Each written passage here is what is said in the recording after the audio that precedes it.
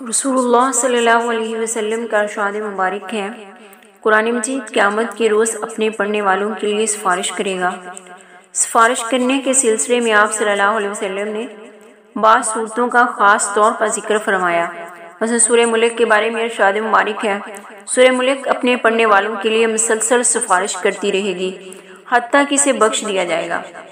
اور سورہ بقرہ، سورہ آل عمران کے بارے میں آپ صلی اللہ علیہ وسلم نے یہاں تک فرمایا کہ یہ دونوں صورتیں اپنے پڑھنے والوں کی مغفرت کے لیے اللہ تعالیٰ سے جھگڑا کریں گی۔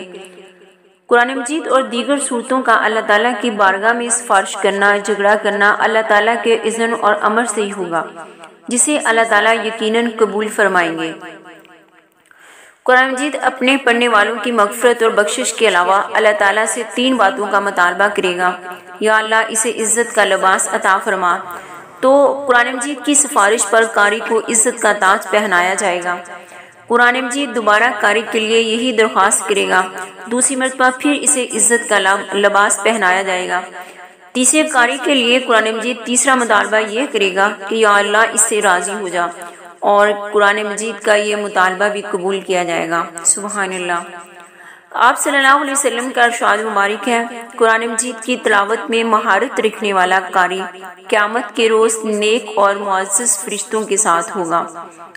جنت میں قاری کے درجہ کا تعین اس کے حفظ قرآن کے مطابق ہوگا۔ آپ صلی اللہ علیہ وسلم کا ارشاد مبارک ہے، قاری قرآن سے کہا جائے گا قرآن مجید پڑھ اور درجات پر چڑھتا جا۔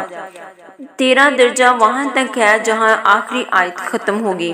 والدین کی تکریم، قاری کے ساتھ ساتھ اس کے والدین کو بھی اللہ سبحانہ و تعالی قیامت کے روز عزت اور تکریم عطا فرمائیں گے۔ آپ صلی اللہ علیہ وسلم کا ارشاد مبارک ہے، قاری کی مغفرت اور تکریم کے بعد قاری کے والدین کو 2 ایسے قیمتی لباس پہنائے جائیں گے جس کے مقابلہ میں دنیا و ما فیہا سے ساری دولت حیرت ہو گئی۔ والدین تعجب سے پوچھیں گے، یا اللہ ہماری یہ عزت افزائی کس عمل کے بدلہ میں ہوئی ہے؟ اللہ تعالیٰ ارشاد فرمائیں گے اپنے بیٹے کو قرآن مجید پڑھانے کے بدلے میں۔